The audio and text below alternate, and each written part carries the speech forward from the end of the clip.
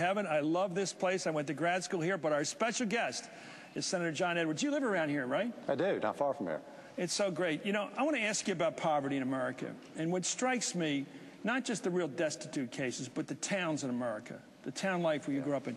You travel across the Midwest of the United States. You go through places like Spencerville, Ohio, Michigan City, Indiana, and nothing's left but the Blockbuster and maybe a diner. They're deindustrialized.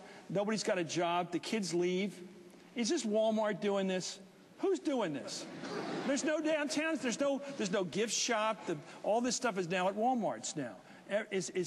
I know I'm feeding you here, but I really do want to know, are you ready to say that Walmart has hurt America?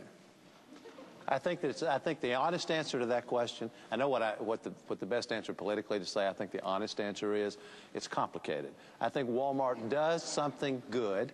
They provide low-cost goods to people who badly need them. Right. That's a good thing.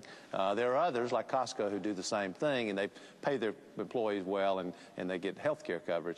I think what my concern is about Walmart, and a lot of people's concern, is what they do to the kind of communities you're talking about. And secondly, that so many of their employees and their children are dependent on taxpayer money to get the health care that they need, or to have any kind of decent life. Well, they're dependent on Medicaid. So almost they impoverish themselves. Almost half the children of Walmart employees get their health care from Medicaid. Taxpayers, the American people, are paying for that, and they shouldn't be subsidizing.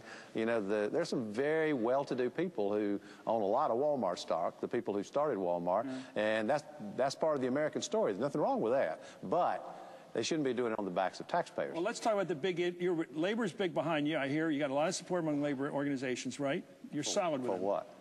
For running for president. Nevada, SEIU, Unite. You got a lot of support in labor, right?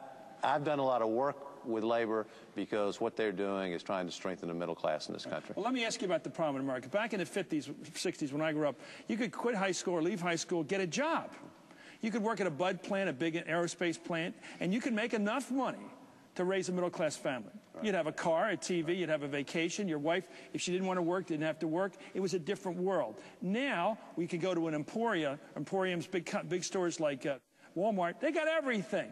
They got all the khaki pants in different sizes. They got every kind of style. They got Nautica. They got everything right. But the price we pay is there isn't a job for that guy coming out of high school. And what about that trade-off? Labor says, let's go back so where a guy comes out of high school with a pretty good technical ability can get himself or herself a job and work in industry. Can we bring back American industry as labor says they want to do?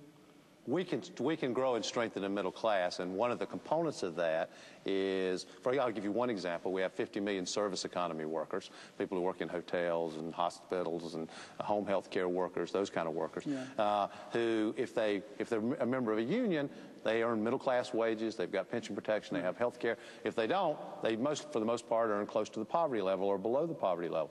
So their right to organize is important. There are probably going to be 10 million more of those jobs over the course of the next decade. Are you for the card check?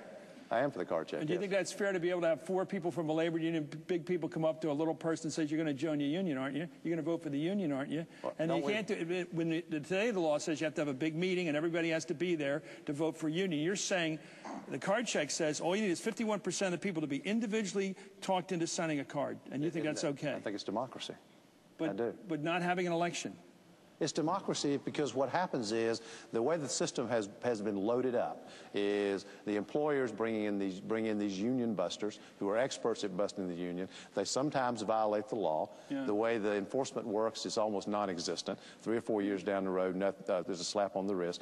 All I want to see a level playing field. If employees want to join a union, democratically, they ought to be able to do that. If they don't, they can choose not to. An average person's working at the mill. They're working at a job, and they're working on the machine, and 4 guys come up to them, big guys. They go up and say, sign this card. We want to start a union here.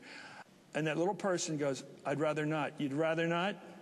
Isn't that kind of intimidating for a person? Why would you assume it's the fellow employees who are going to intimidate them instead of the guy who's writing their check? Because it's the international union guys come in. I'm asking you a question. Do you think that shows independence on your part or the fact that you're in bed with labor? I think it shows that I'm a complete believer in workers having a voice and being able to collectively bargain. I don't think we have a problem in America with big multinational corporations being able to have their voice heard. Their voice is heard loud and clear. Okay, great. Thank you. Up next.